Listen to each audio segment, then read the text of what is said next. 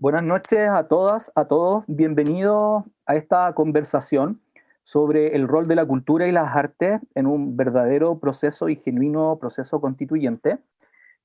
Queremos saludar a quienes están junto con nosotros transmitiendo en este momento y a todas las personas que posteriormente a través del YouTube de estas páginas puedan mirar este conversatorio.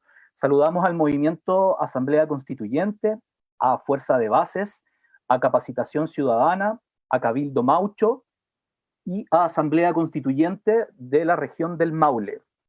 El día de hoy nos va a acompañar Karina Gutiérrez, que es realizadora audiovisual y miembro de la cooperativa de realizadores de trabajo audiovisual Trashumante. Ellos son un equipo que ahí nos va a especificar mucho más ella, un equipo de 6 personas que trabajan y que trabajan también en asociatividad con otros grupos y también con otros artistas. También vamos a estar juntos a Luisa Ruz, que va a tomar la segunda parte del módulo. Y bueno, quien les habla es dramaturgo y investigador teatral y vamos a conversar junto a ustedes animadamente, esperamos, la noche de hoy. Queremos también agradecer al equipo de comunicaciones del Movimiento Asamblea Constituyente por todas las gestiones realizadas para hacer los foros posibles.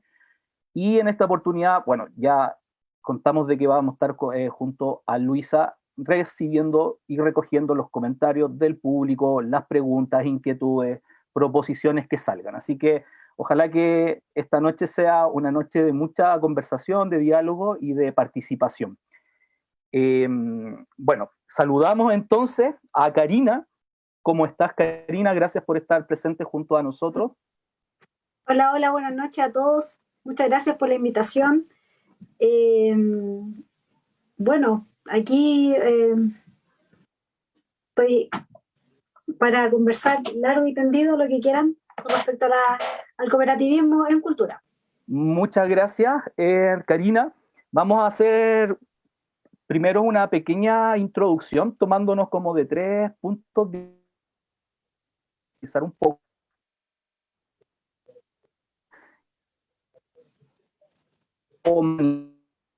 del autor teatral Bertolt Brecht, que se llama Canción del autor teatral. De alguna manera esto trasciende lo que es la esfera propia de la escritura y del teatro, y creo que podemos pensarlo en el fondo como para todos los activadores de cultura y creadores de arte. Entonces partimos. Brecht dice: soy un autor teatral, muestro lo que he visto en los mercados de hombres, he visto cómo se comercia con el hombre. Eso es lo que yo muestro, autor teatral. Cómo entran con planos en la habitación de otro, o con porras de goma, o con dinero, cómo están en la calle aguardando, cómo se tienden mutuamente trampas, llenas de esperanza, cómo llegan a un acuerdo, cómo se ahorcan entre sí, cómo se aman, cómo defienden el botín, cómo comen. Eso muestro. Hablo de las palabras que se gritan mutuamente, de lo que la madre dice al hijo, de lo que el empleador manda al empleado, de lo que responde la mujer al hombre, de todas las palabras que ruegan, las imperiosas, las suplicantes, las equívocas, las mentirosas, las ignorantes, las hermosas, las hirientes. De todas hablo. Veo las nevadas que caen, veo los terremotos que se acercan, veo las montañas en medio del camino, y los ríos veo que rebosan sus orillas. Pero la nevada lleva sombrero, los terremotos dinero en el bolsillo del pecho, las montañas han salido de vehículos y los ríos desbordados mandan a los policías. Eso revelo. Pero para mostrar lo que veo, leo las representaciones de otros pueblos y de otras épocas. He imitado algunas obras, ensayando exactamente su técnica y aprendiendo lo que me viene bien. Y mi tiempo cambió tan deprisa, el aspecto de las casas y ciudades, que para salir 2 años y volver era viajar a una ciudad nueva, y enormemente cambiaban los hombres su apariencia. En pocos años vi a trabajadores entrar por la puerta de la fábrica y la puerta era alta, pero al salir tuvieron que inclinarse. Entonces me dije: todo cambia y solo es válido para su tiempo. De forma que di a cada escenario un signo distintivo y marqué a fuego en cada nave de fábrica su fecha y en cada habitación cómo marcan las reses los pastores para conocerlas. Y también a las frases que allí se decían, di un signo distintivo para que fueran como proverbios, de lo efímero, grabados, para que nunca se olviden. Lo que decía la mujer en su bata de trabajo, curvada sobre las octavillas en esos años, y cómo hablaban los hombres de bolsa con sus escribas, con el sombrero en la nuca. Ayer marqué con el signo distintivo de lo transitorio su fecha. Todo eso lo transmití con asombro, hasta lo más familiar, que la madre diera al pecho al niño. Lo conté como algo que nadie creería, que el portero cerrara la puerta a los que celaban, como algo que nadie habría visto aún. Entonces, con estas palabras de Brecht, que esperamos sean inspiradoras para todos los que estamos acá y para todos los que nos están viendo, queremos dejar primero en evidencia esta cosa tan simple de que la actividad artística no es ajena a las actividades propias de la cultura en todo su campo extenso. Y acá Brecht nos habla de que lo principal, lo primero es mostrar, es poner en evidencia aquello que se está trabajando y personalmente las situaciones, los conflictos, los antagonismos. Luego que el arte, y en especial el escritor de teatro, trabaja con una materialidad, y en su caso la materialidad es el lenguaje, es la palabra y es la imagen. Y luego de eso, él habla sobre que lo importante para él como mecanismo de autoedificación como artista, de construcción propia, es la copia, es imitar a los antiguos, es copiar los mecanismos, entonces ve en la copia un valor positivo y no esta cosa que nosotros mistificamos tanto de que el arte genera una cuestión nueva siempre y que debe preocuparse exclusivamente de aquello. Y por último, en las conclusiones también hacer presente de lo importante y relevante que es la labor de cada uno de los artistas, así como de todos los seres humanos que habitamos en cada momento la Tierra, porque nosotros somos testigos y partes de una época que es distinta por siempre y que tiene la posibilidad, la potencia de poder parir una propia dinámica. Y en ese sentido, él dice que se asombra, que finalmente la labor de los artistas es traducir, trasladar, comunicar ese asombro, porque finalmente la actividad del arte también es una actividad muy ligada al pensamiento, finalmente una forma de filosofar a través de un lenguaje distinto. Entonces, quería como decirles a ti, Karina en particular, a Luisa, a todos los que nos están viendo el día de hoy, que nosotros tenemos que pensar la cultura y el arte no en abstracto ni en general, sino que debemos encargarnos de situarlas muy bien en un espacio y un tiempo determinado, y que son parte y leen también una encrucijada. Entonces ustedes, a quienes tú nos vas a explicar la cooperativa transhumante, son parte, responden a su encrucijada, a distintas problemáticas que tienen, tanto en la producción, en la realización, como en los conflictos y espacio social que ustedes observan y que luego es material de su obra. Entonces, el proceso cultural o artístico y luego las obras, que es la materialización de ellas, son la materialización de las relaciones que finalmente se producen en esta encrucijada. Por tanto, los artistas y los productores de cultura responden a desafíos y preguntas no solamente de ustedes, sino que de grupos humanos más amplios. Y ustedes, de alguna manera, en ese sentido, se ubican a sí mismos como, y se ofrecen también ahí como una cosa media ritual también, como el centro del conflicto y asumen el conflicto y lo resuelven con sus posibilidades. Así que queremos partir como con esto para poder hacerte las primeras preguntas, que nos cuentes el origen de esta cooperativa. ¿Cuántas personas trabajan alrededor de ella? ¿Cuáles son los objetivos básicos y cómo podemos entender el cooperativismo en la cultura, en las artes? Bueno, antes de partir, obviamente comparto plenamente lo que expone Brecht. Bueno, él siempre fue lúcido. Todo lo que, y todo siempre es, todo lo que escribe, sus pensamientos, todo es tan contemporáneo, siempre, siempre. Yo creo que en Facebook vi una vez, como un meme, no sé, algo así, que decía, las artes ni bellas ni artes, algo así, son combativas. Entonces, y yo creo que sí, los artistas tenemos que tener, ser comprometidos con lo que nos rodea, con todo, con toda nuestra historia. Entonces, no podemos estar ajenos a eso. No se puede, simplemente no se puede. Eso quería comentar. Y bueno, con respecto a cómo nos formamos, bueno, cuando nosotros nos formamos, por ahí por el año 2000, o sea, cuando nos decidimos formar como cooperativa, en el 2014, 2013, no había mucha información, la verdad. Yo me acuerdo que llegué con la idea de formar una cooperativa y no se entendía muy bien porque no había, como te comentaba, nadie tenía idea de cómo hacerlo, qué era.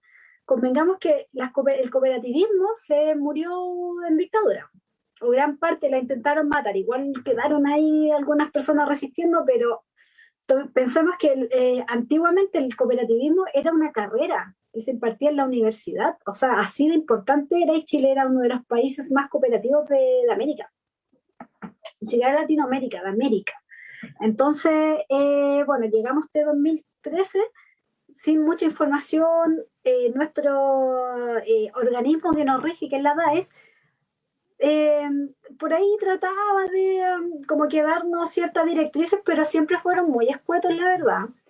Y bueno, y chocamos con con la desinformación, con no saber con quién aliarte, sobre todo en cultura. Tuvimos la suerte de encontrarnos con gente que se llamaba Los Tramados, el grupo Tramado, y ellos nos abrieron el camino. Y gracias a ellos nos pudimos constituir legalmente.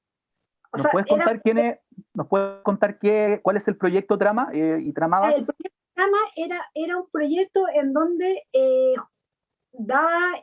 orientaba a los colectivos o a grupos para que se pudieran formalizar en cooperativa, y ellos enseñaron el cooperativismo.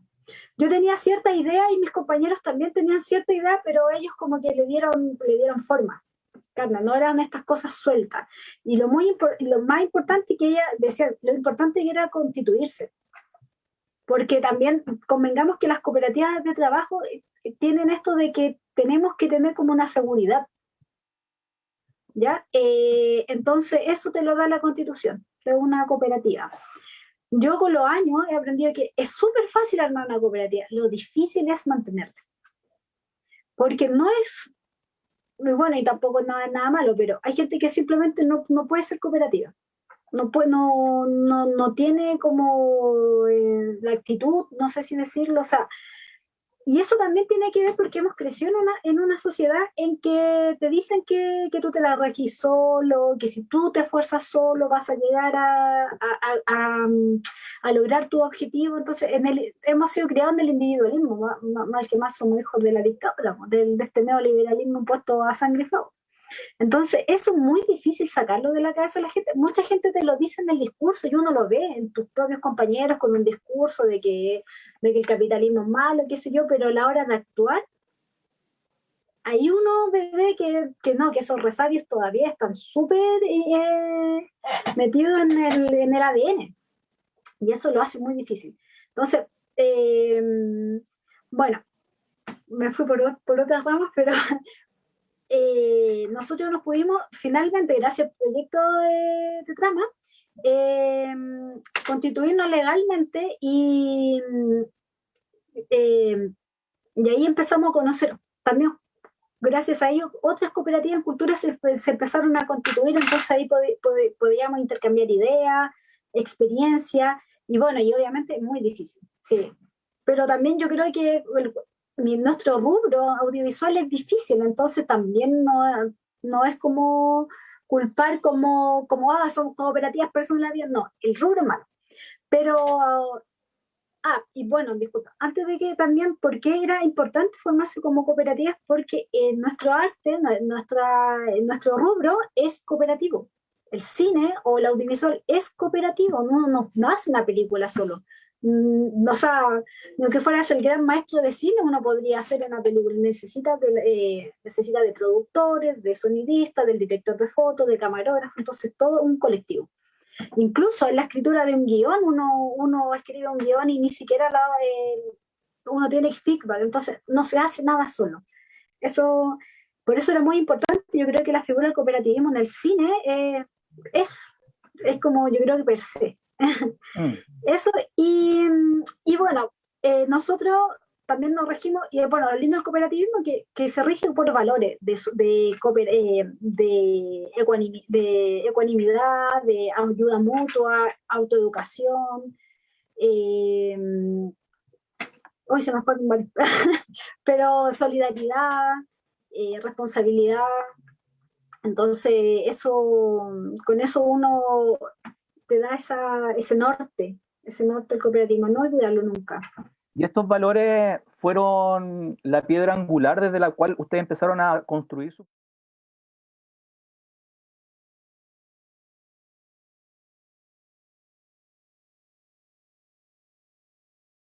Los valores son del cooperativismo. O sea, tú te metes al cooperativismo y lo primero que te dicen que son tus valores. O sea, entonces, tus principios y valores. Entonces nosotros, bueno, básicamente la necesidad de trabajo. Era como que eso nos hizo como que nos juntáramos, pero también otra cosa que yo siempre lo repito en todas partes, es la necesidad de ejercer el oficio. Eso porque es súper fácil decir, claro, el cine chileno es malo, pero no se fijan que la mayoría de los directores en Chile tienen una película, la mayoría, no digo que todos, hay hartos directores que constantemente están creando, pero la gran mayoría no, entonces no tienen la facilidad de practicar. Entonces tú puedes hacer una película y pueden pasar 7 años antes que hagas otra, si no tienen los medios. Entonces yo creo que para mí esa fue la urgencia principal y lo que más pujé para que nosotros hiciéramos, hacer. Eso es lo fundamental en toda disciplina, creo yo, y sobre todo en esta. Eso fue nuestra gran piedra.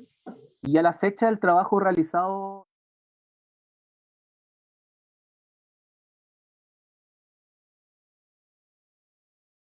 Ya, nosotros somos 7, nos constituimos 5, se fueron una fracción y después que ingresaron más y ahora en total somos 7. Y bueno, estamos materializando 2 documentales, te llamo un tercero que ya está, pasa a la calle, que es de los carnavales, autogestionados también en la región metropolitana principalmente, y hemos hecho ficciones que están siempre, todavía no han podido salir a la luz porque faltan las últimas etapas como la postproducción y eso, pero hemos tratado siempre de estar haciendo y colaboramos con otros colectivos, hicimos un documental para Habitar Colectivo y la cooperativa Quincha, que también va a salir pronto a la luz. Y es un corto documental que tiene que ver con la organización de un comité de allegados. Y eso también tiene que ver mucho con cómo te constituyes tú como organización. Ese documental en particular se concibió para desromantizar esto de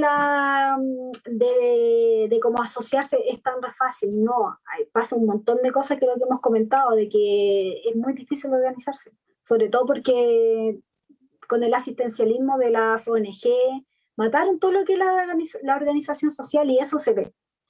Y de eso se trata. Y también yo lo traté de ver, yo dirigí ese corto, lo quise plasmar también porque nosotros estábamos viviendo un proceso muy difícil también de cómo organizar esto, de cómo organizarse. Eso. Karina,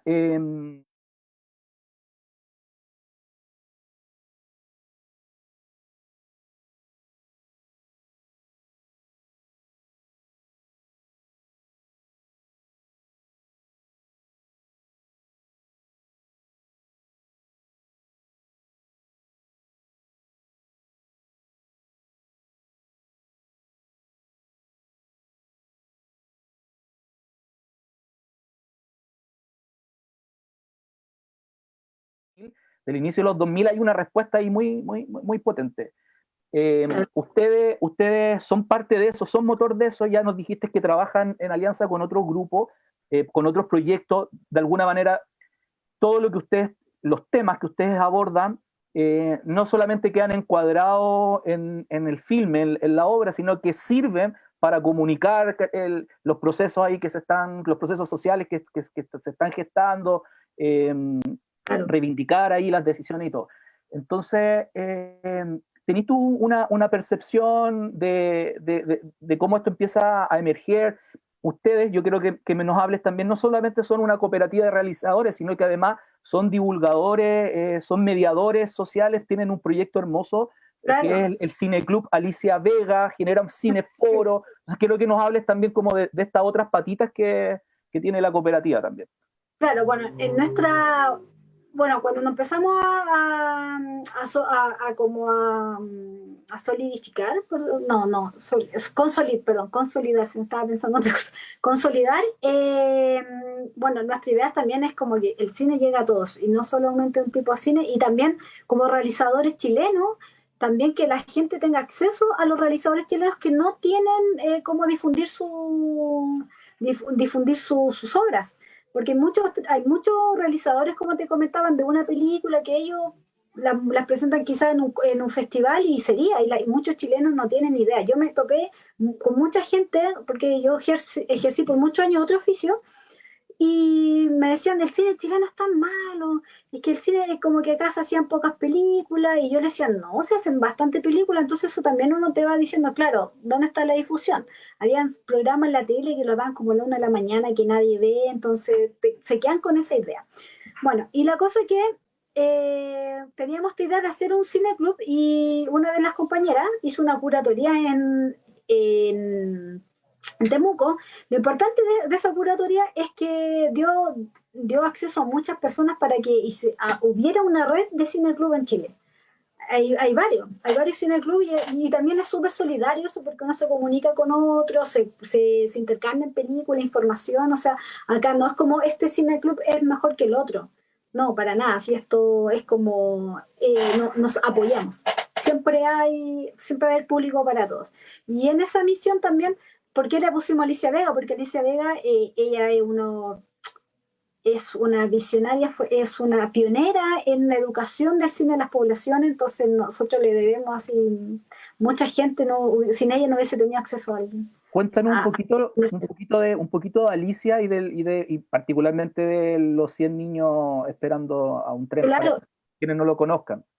claro, ella, ella es realizadora cinematográfica, y se dedicó en la población La Victoria, y lo elimina también, en varias poblaciones se aplicó eso, y después en todo Chile, a enseñarles cine,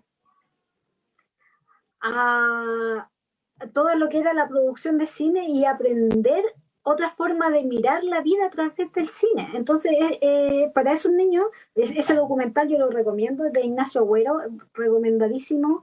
Ella le abrió las puertas, las ventanas, todo el mundo le abrió a esos niños enseñándole cine.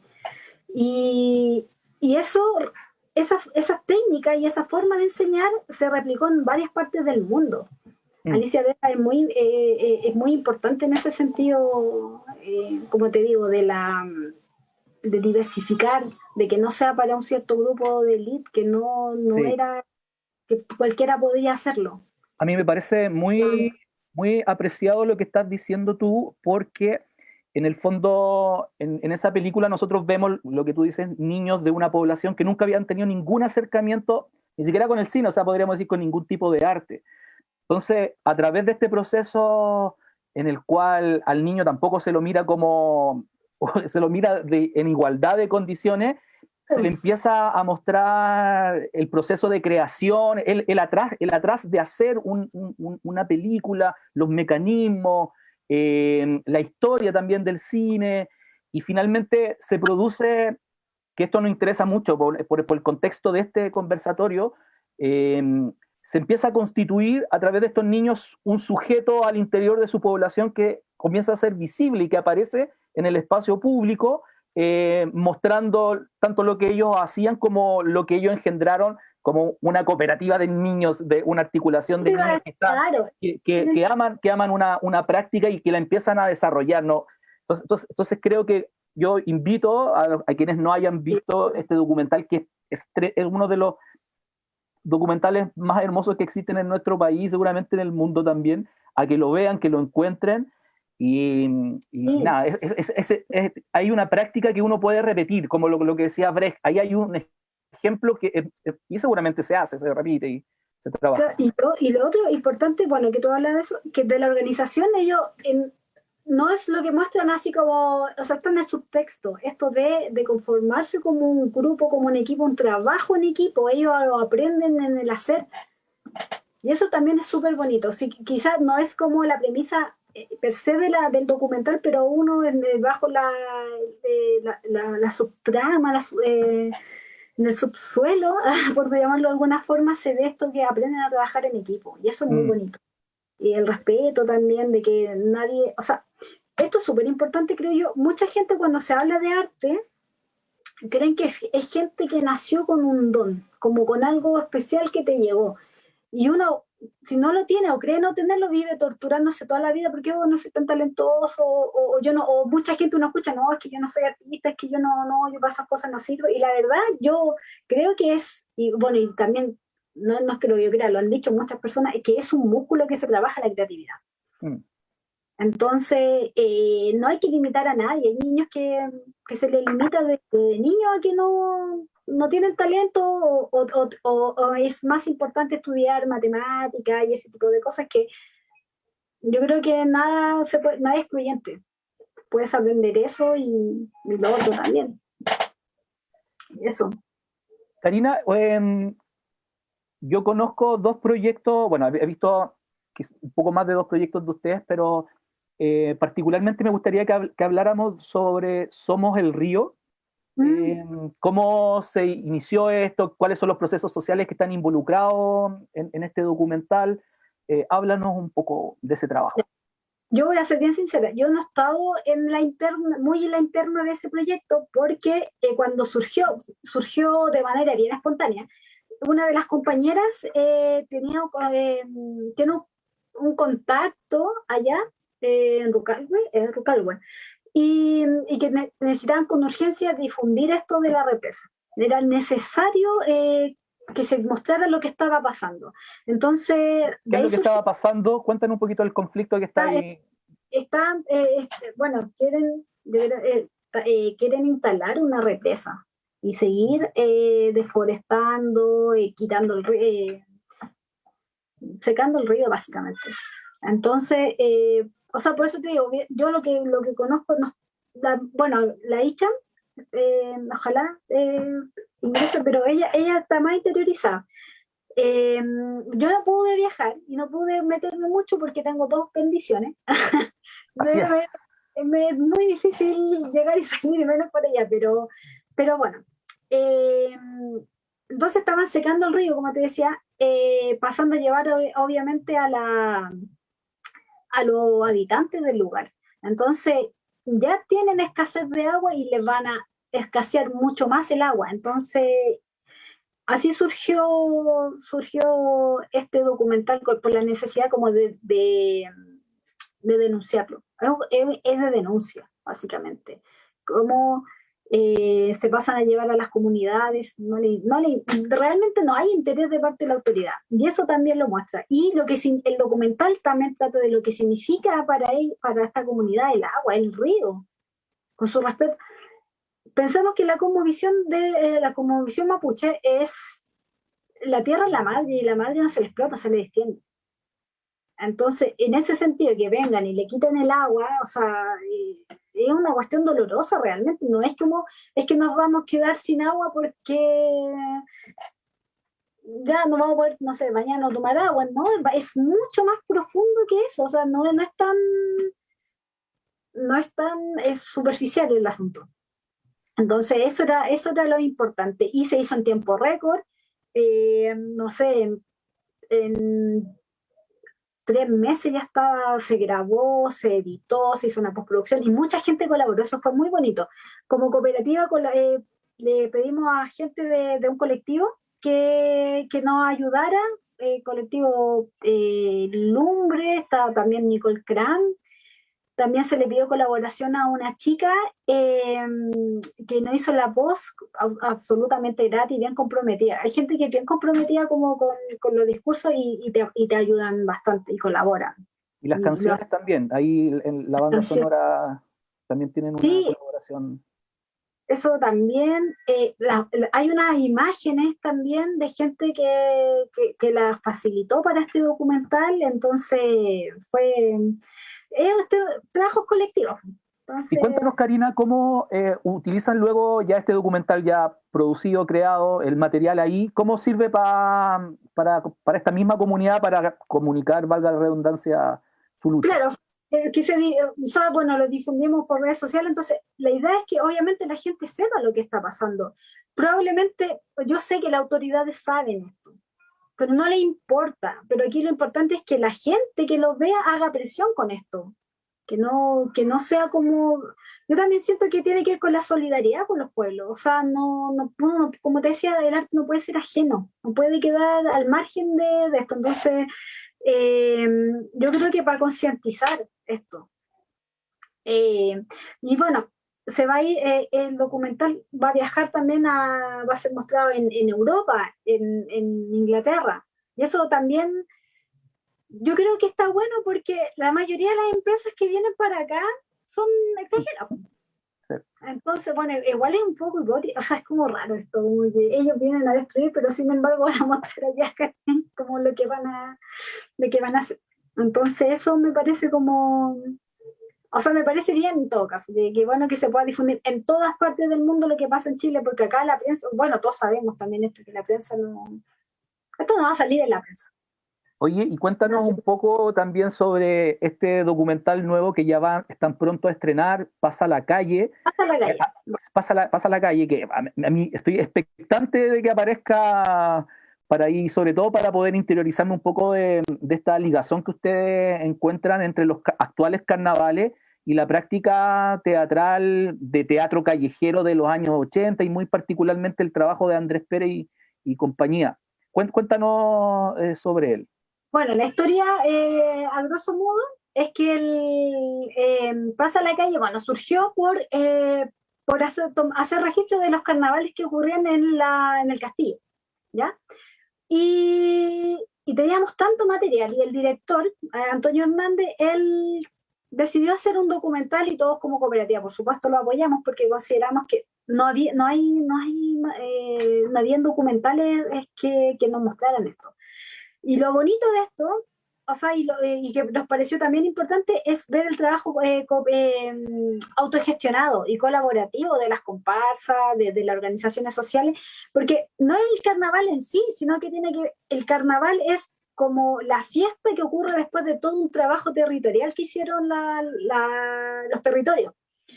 Entonces, eh, investigando con la gente que partió como, por decirlo así, con este movimiento carnavalero, mucha gente venía con una experiencia del teatro callejero de los años 80 y la resistencia que hacían, como los chinchites a pie. No sé si lo estoy diciendo bien. Ellos, ellos nos comentaban que era una forma de resistencia al tirano, o sea, a la dictadura, y en un país tan triste, tan gris, esto era como una forma de resistencia también, de combatir.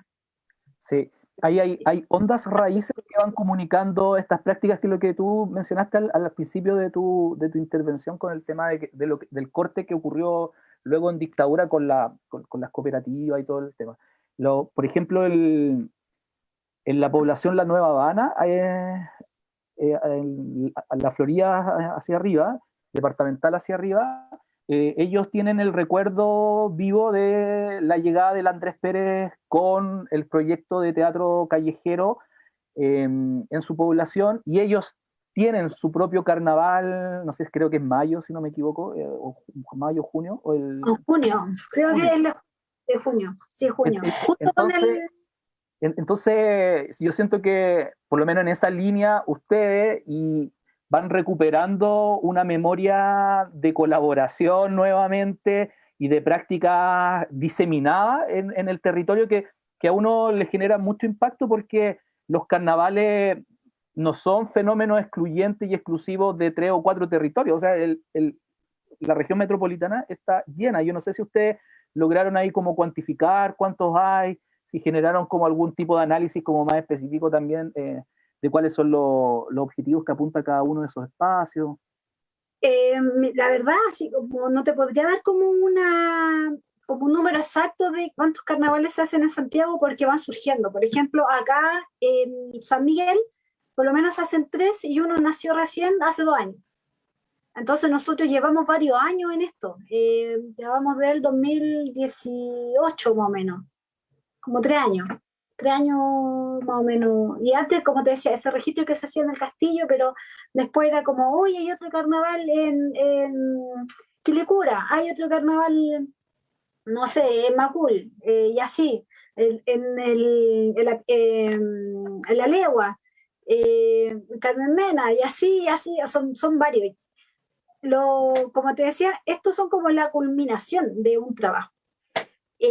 Acá, por ejemplo, en San Miguel hay uno que se llama La Quema del Mono. Entonces, como se hace es un carnaval en donde se quema un mono, efectivamente, para que se vaya lo viejo y uno le tira sus deseos. Ese es como el objetivo.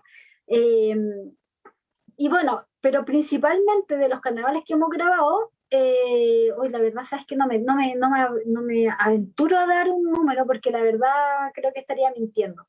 Pero son varios. Yo me atrevería a decir que más de 20. Así un número de los carnavales. Y lo importante también es que mucha gente cree que el carnaval es como este carnaval que vienen de París, con esto así medio yankee. Y no, eso no son los carnavales. Entonces, no. Los que nosotros estamos retratando, obviamente. ¿Cuáles son esos parámetros que están detrás de la iniciativa del carnaval? ¿Cuáles son esas convicciones que están atrás en los agentes organizadores? Bueno, por lo que así como lo que coincide en la mayoría es tomarse los territorios, es tomarse la calle. Por eso Pasa la Calle tiene este juego de palabras de oye, pasa la calle, y los pasacalles que son sí, los figurines, las comparsas que pasan por las calles. Es tomarse la calle, efectivamente. O sea, y hacer un trabajo en el territorio, que la gente se organice, que vean como que tengan como un fin en común. ¿Ya? Están las escuelas populares, la escuela bueno, las escuelas de las comparsas también, y todas se colaboran. Esto es como el micelio. También vamos a instalar esto del micelio, que estas raíces que por debajo se conectan y todos están conectados. Esto también, los carnavales tampoco están aislados de sus territorios, todos se colaboran. Así se respondí la pregunta. Sí, no, perfectamente, y queda un montón por dialogar, por pensar en el fondo de aquellas cuestiones que están ubicadas en estas dinámicas que nos permiten abrirnos a otros procesos, seguir reterritorializando otros tipos de espacios, y nada, o sea, creo que de alguna manera podemos ir cerrando en esta primera parte de que ustedes son parte de la cultura viva, del arte vivo, del arte que totalmente político, que ocupa el espacio público como la tarima, el paño, el museo, la galería, la pantalla, en la cual es la sociedad la que se muestra y desafía a quienes los quieran enclaustrar, ¿cierto? Por ejemplo, no entregándole la posibilidad de deliberar, de concluir y de realizar sus propios proyectos y deseos. Vamos a entrar ahora con Luisa, le damos nuevamente la bienvenida. Luisa participa de un carnaval, es una carnavalera, Luisa, así que ella también nos puede contar de su experiencia también. Maravilloso. Gracias, Jonathan. Bueno, mira, hay saludos de parte de Valdivia, de Angélica, saluda a esta iniciativa. Tenemos saludos de compañeros del exterior también y personas acá de la Florida, en fin. Ha sido muy interesante, Karina Gutiérrez, escucharte. nos has hablado de cosas muy importantes, ya te escuchaba con atención y tú planteaste algo fundamental que tiene que ver con el cooperativismo, que es todo lo contrario de este modelo económico neoliberal, ¿verdad? Basado en el extractivismo, basado en el individualismo, como bien decías tú, y lo difícil que es hacer acciones colectivas, y en este caso específico el cooperativismo, que si bien es cierto la historia de nuestro país fue muy potente hace décadas atrás, claro, después del golpe militar y se implantó este modelo a sangre y fuego, como decías tú delante, ha sido difícil. Mira, tenemos dos preguntas para ti. Yo te voy a hacer una primero, que tiene una introducción un poquito larga, pero que tiene mucho que ver con lo que estamos hablando. Dice Karina, en el entendido que no estamos viviendo un genuino proceso constituyente en Chile, debido a las graves restricciones que se ha puesto a la soberanía popular, impuestas por la élite política y económica, y que de alguna manera se fraguaron en la ley 21.200, ¿qué rol deben desempeñar las comunidades para evitar que las empresas privadas y las transnacionales sigan socavando el fondo marino, drenando nuestros ríos, talando los bosques y llevándose las riquezas de nuestro país? Esa es la primera pregunta. Te dejo la palabra. Bueno, difícil pregunta, y creo que difícil es la solución también. Yo creo que, a ver, hablando del extractivismo, por ejemplo, del mar, hay una cooperativa de pescadores que logró defender una especie, si mal no recuerdo la jibia. No, puede que esté equivocada, pero yo sé que ellos pudieron articularse de tal forma y ser una presión importante para poder defender esa especie. Entonces, a lo mejor el camino la organización, el cooperativismo, puede ser. Lo que pasa es que, claro, hay que saber, creo yo estoy hablando solamente de lo que, ¿no? sin ser muy experta, la verdad. La unión hace la fuerza. No escuchan a una persona. Y eso se lo escuché a una pobladora de Habitar Colectivo de este comité de vivienda del Frente Popular, Vida Digna del Frente Popular, así se llama. Y ella decía, aún no escuchan a una persona, escuchan a la masa. Y yo creo que en ese sentido, claro, hay que articularse y no... yo sé que suena bonito articularse. Suena bonito, es que tenemos que ser un grupo y unirnos, pero a veces en la práctica es difícil, como lo habíamos comentado. Porque este sistema de vida también te hace en que tú no tengas tiempo para organizarte, porque si yo trabajo de 8 de la mañana y salgo a las 6 de la tarde y me demoro 2 horas en llegar a mi casa, ¿hace qué minutos te organizas? ¿Cómo lo hacemos? Y yo sé que obviamente esto está diseñado para eso, por más que digan que no, eso es así. Entonces, yo creo que hay que tener mucha resistencia. Vamos a tener que ahí, para poder hacerle frente todos, entender que yo no estoy sola en el mundo. No estamos solos en el mundo. Y que si no nos colaboramos y que somos realmente comprometidos, porque pasa también mucho esto, que ya vamos todos, sí, apoyémonos, el apaña, hermano, el aguante, pero a la hora son 2 o 3 personas y que tienen que estar moviendo y tienen que arrastrar mochilas, eso es muy agotador también. Yo creo que tiene que haber un compromiso transversal en que no tengamos que estar diciendo, oye, ¿vaya a poder o no? ¿Vaya a ir o no? Y al final no llegan, no pasa nada. Yo creo que tenemos que como que cambiar esta lógica, y hay una cuestión que a mí me daba risa y que me molestaba mucho, pero que quizás pueda ser útil, pueda ser tomado esto de la proactividad. Hay que ser muy proactivo.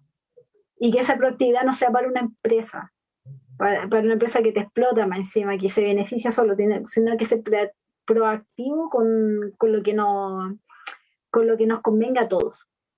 Yo creo que esa debería ser la forma en que podríamos hacerle frente al extractivismo. Gracias Karina por tu respuesta.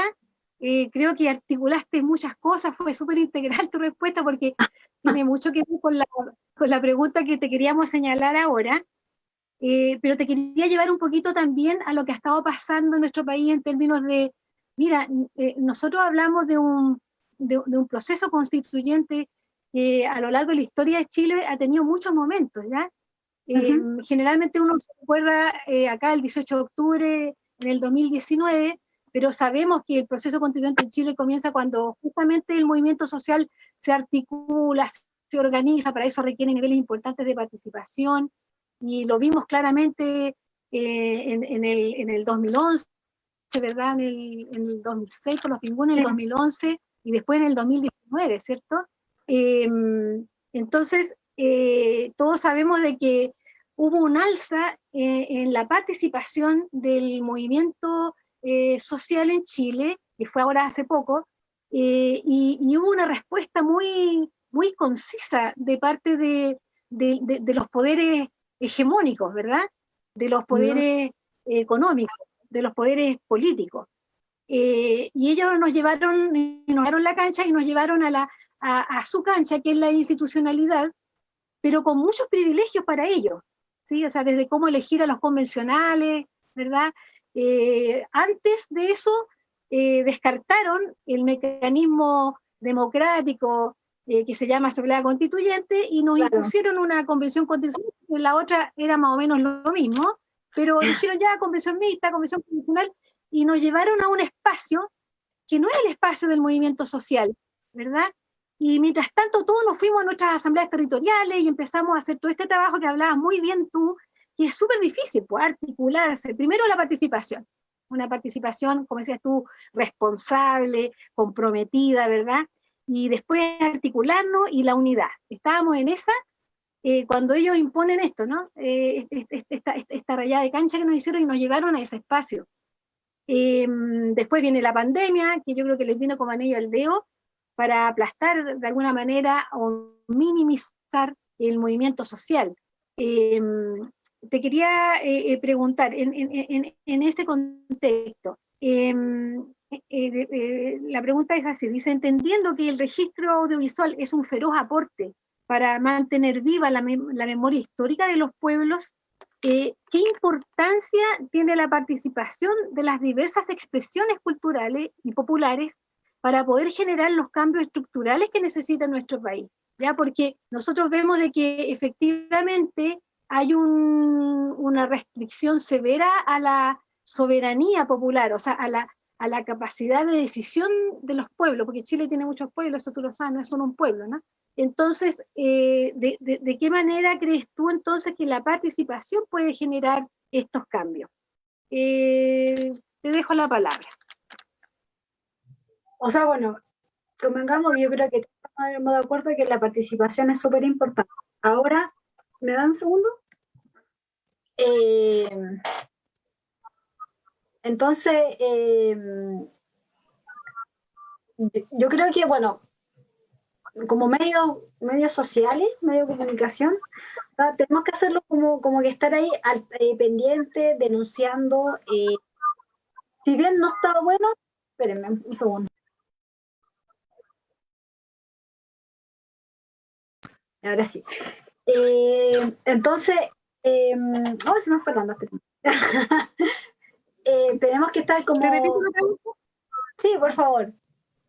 Ya, ¿qué importancia tiene la participación de las diversas expresiones culturales, que tú has hablado bastante ahora sobre las distintas expresiones culturales que tenemos en nuestro país, y además populares, ¿cierto? Para poder generar los cambios estructurales que necesita nuestro país? Y yo te hablaba de un contexto, ¿no? Que estamos, de alguna manera, en la ley política y económica o empresarial nos rayó la cancha. Entonces, ¿cómo ves tú esta participación, que tiene que ser una participación vinculante? Porque tú sabes que existen distintos tipos de participación, ¿ya? O sea, yo participo porque voy a votar cada 4 años, o también está la participación directa, que es donde hay una incidencia directa desde el movimiento social, en este caso, o desde las organizaciones, o desde las cooperativas, o desde la comunidad, para generar los cambios estructurales que necesita nuestro país. El rol de la participación en eso. Claro, como te decía, bueno, que todos convengamos que estamos de acuerdo con que tiene que ser muy importante y que de parte de nosotros, de las expresiones populares, tenemos que estar ahí como de saco. O sea, no decías denunciando al principio. Denunciando y siempre estar atento a todo movimiento. Mira, si bien ya lo como que la impusieron de esa forma, y yo creo que lo que nosotros tenemos que hacer, porque esto no va a ser la primera vez que pase esto, por lo menos hasta pase, que se cambie la mentalidad, de que se crean nuestros papás, que nos impongan cosas, éramos cabros chicos. Yo me acuerdo que se decía que nosotros no, que la gente no quiere esto, no quiere esto otro, que sabe que quiere la gente, cuando no tiene ni idea. O sea, bueno, no por nada ganó el 70%, pues, estamos en la prueba, o sea, no tienen ni idea. Entonces, creo que nosotros, como te decía, con las presiones populares, estar muy, muy atentos y quizás jugarle en su juego. Salir más allá, nos van a poner la regla y uno tiene que ser como un hijo rebelde nomás. Siempre el gallito, y va a ser así, no es la idea, pero bueno, va a tener que ser así. No nos podemos quedar con lo que porque el papá gobierno nos diga qué hacer, la élite nos diga qué hacer, y nosotros, bueno, acatar. Yo creo que siempre hay que estar ojo y presionar. No podemos quedarnos, no sé si por respuesta, Sí, pero yo pienso dentro de lo que podemos hacer.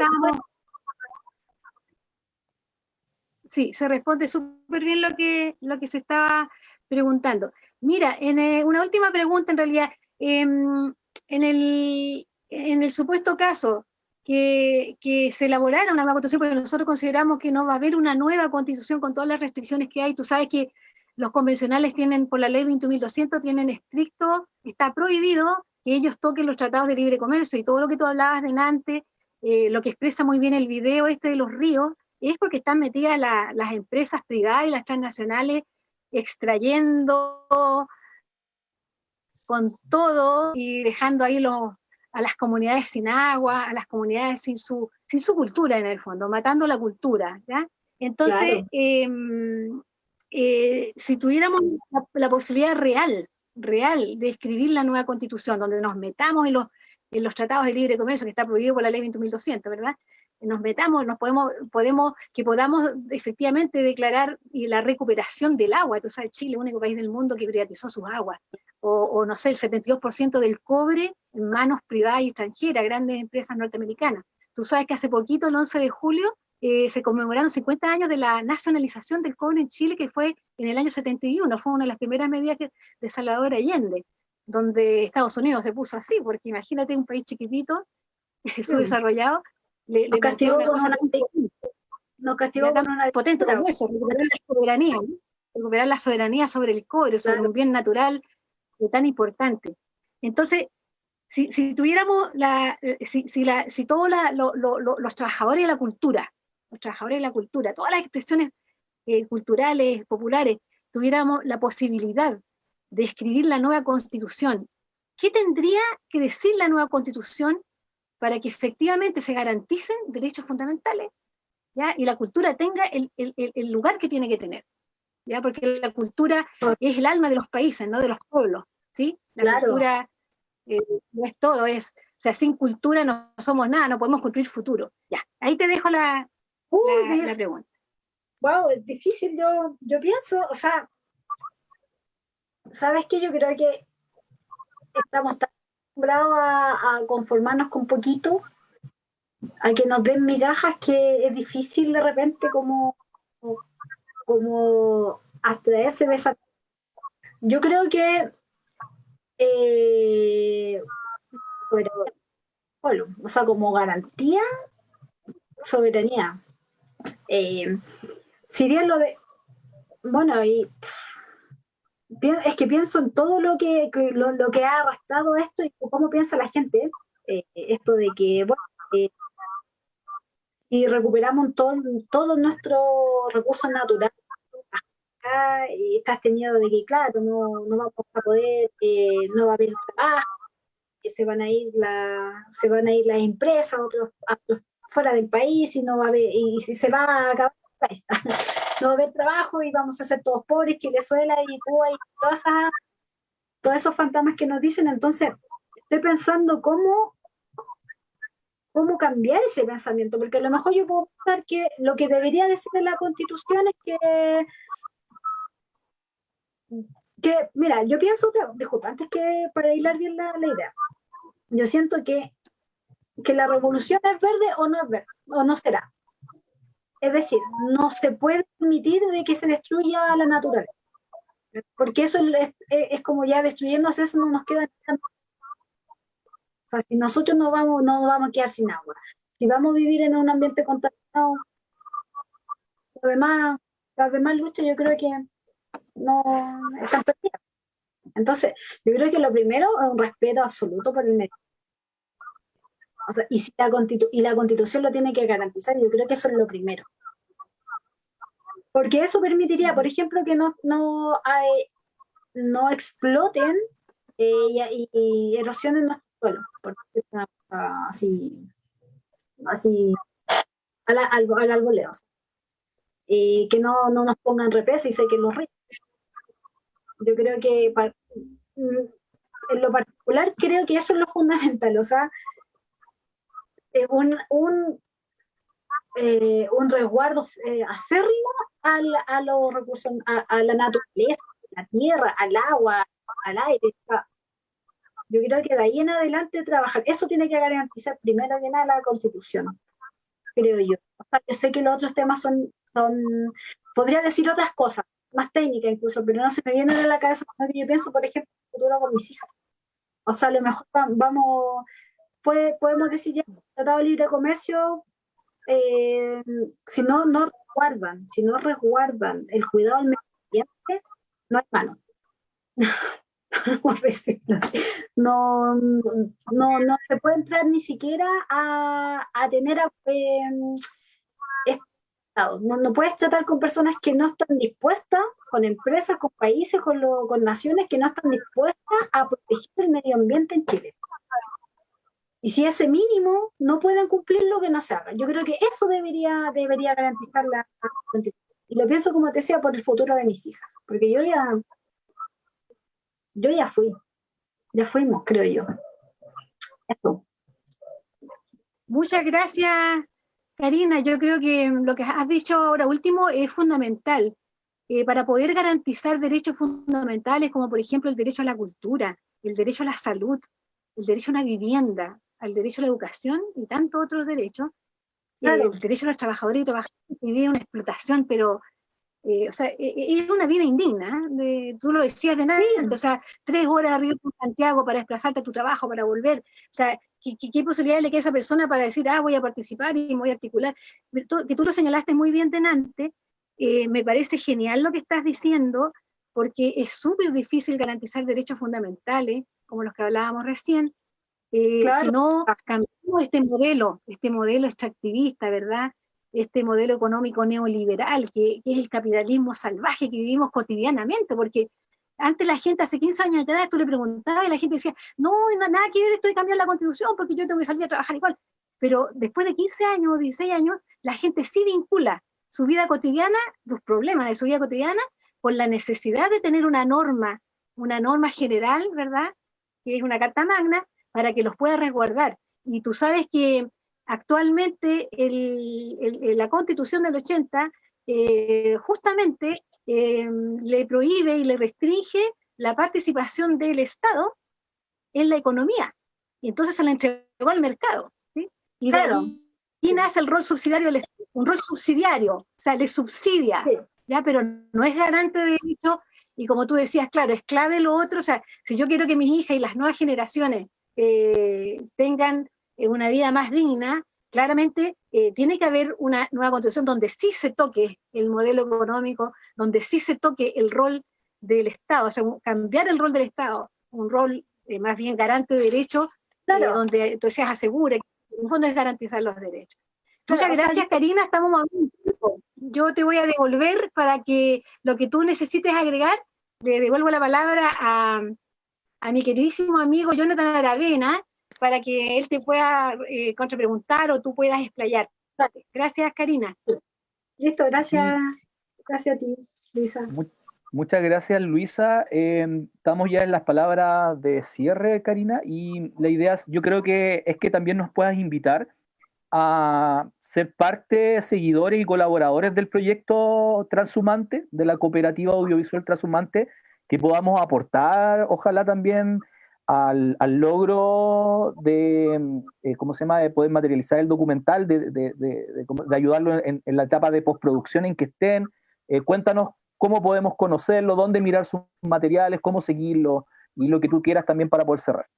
Ya, bueno, volviendo a la pregunta, claro, lo que estábamos hablando de la garantía de derechos sociales, sí creo que tienen que estar, sí, obvio. O sea, derecho a la salud, a la vivienda, trabajo digno, vivienda digna. Pero creo que se habla solamente de eso, pero como te decía, la parte como ambiental es como si fuera menor, pero podríamos tener todo eso y aún ir caminado hasta aquí, hasta aquí. Entonces, por eso porque siempre lo he escuchado, es así, tiene que ser así. Pero cuando no se menciona la parte ambiental, me preocupa porque digo, bueno, vamos a tener todo eso, pero vamos a estar sin agua, vamos a estar contaminados. Sí, y quizás eso también, lo artístico como disciplina, disciplina particular, te enseña a que tú te apropias, en el fondo, apropias de la realidad, te apropias de tus propios recursos intelectuales, emotivos, críticos. En sí mismo la actividad artística es un proceso de creación de soberanía, de ganarle a la realidad y de conseguir nuevos contactos, nuevas fuentes comunicativas con los cuales ir agrandando cualquiera sea propuesta o Claro, lucha o cosa que se quiera poner en primer plano. sí, es que yo creo que la actividad artística trabaja como con la emocionalidad con el espectador, por decirlo así. Entonces, hay un punto de encuentro. Entonces, por eso nuestra labor para promocionar, para vincularse, o sea, funciona muy bien, funciona para poder articular discursos, mostrar estas realidades. Nosotros, por ejemplo, como te decía, el trabajo de Paso a la Calle, que es este documental que del movimiento carnavalero, te ayuda, te hace ver otras formas de trabajo, que uno también las va adquiriendo. Al mostrarlas, otras personas podrían tomar esos recursos, podríamos, podríamos tomar ciertos elementos. Yo creo que uno siempre va a estar aprendiendo de todo el mundo. No, por eso te decía, uno no puede estar solo, no se puede, porque tú vas aprendiendo. En ese sentido, también creo que el arte siempre ha sido como una forma de resistencia, siempre. No por nada siempre se persiguen a los artistas. Entonces, es una manera contestataria y sobre todo en un sistema neoliberal en que te dice que lo importante es la plata.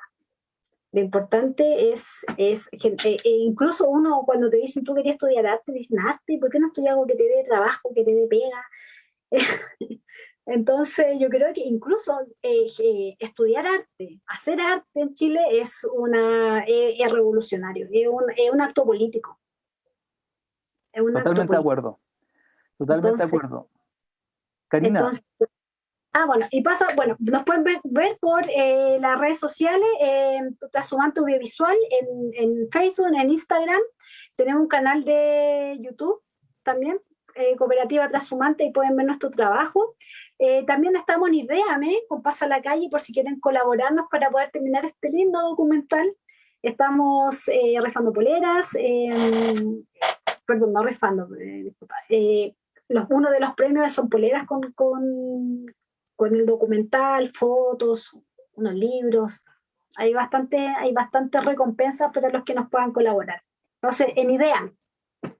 sí, y le agradeceríamos mucho a los organizadores de este espacio a que pudieran quizás linkear en sus redes sociales a estas 5 Facebook que están el día de esta noche transmitiendo, que que puedan linkear el documental Somos el Río para que conozcamos el trabajo, conozcamos la problemática y que de alguna manera este espacio también permita el objetivo final, que es el ir cruzando y construyendo mayor poder popular, y que podamos finalmente también entender la vitalidad de esta relación entre arte, especificidad de creación material, y lo político, entendido también como la posibilidad de acción de estos espectadores, de este público, de que finalmente pueda modificar tanto el destino individual como colectivo.